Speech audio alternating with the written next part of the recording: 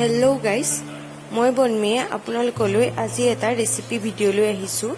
এয়া half KG chicken ললো, তাতে অলপ কাশ্মীৰী মিৰ্চ আৰু গৰম মছলা, ৰেড চিলি, জিৰা, ধনিয়া আৰু হালধি দি তাতে 2 চামুচ দৈ এড কৰি ভালকৈ চিকেনখিনি মেৰিনেট কৰি ললো।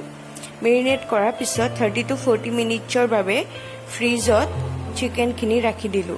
এতিয়া কেৰাহী গৰম কৰি 2 পৰা 3টা পিয়াজ ফ্ৰাই কৰি ললো। তাৰ পিছত অলপ আমুল তাজা গাখীৰত কেইটামান কাজু আৰু কিচমিচ এড কৰি পেষ্ট বনাই ললো।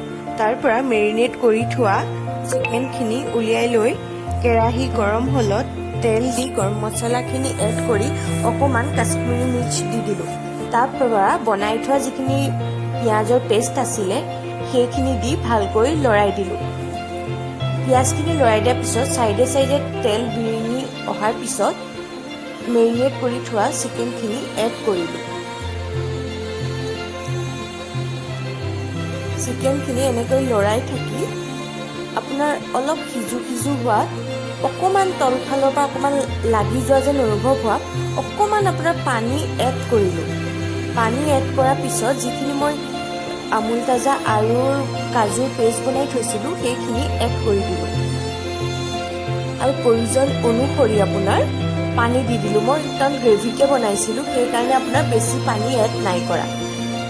তাৰ পৰা হোৱাৰ অলপ আগে অলপ 2 চামুচমান গৰম মছলা আৰু 2 চামুচ কচুৰি মেথি এড কৰিলো। ইয়াত আপোনালোকে ক্ৰীমো এড কৰিব পাৰে। মোৰ লগত আনি থোৱা ক্ৰীম নাছিলে সেইবাবে মই ক্ৰীম এড নকৰিলো।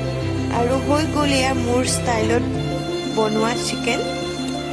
এই চিকেনখিনি মই চাৰ্ভ কৰিম ৰুটিৰ সৈতে। আপোনালোকে ঘৰত বনাই চাবচোন, খাবলৈ বৰ সোৱাদ লগা হয়। এয়া মোৰ ৰেডি হৈ গ'ল চিকেন। যদি মোৰ ভিডিঅ'টো চাই ভাল পালে লাইক, শ্বেয়াৰ এণ্ড ছাবস্ক্ৰাইব কৰি দিব।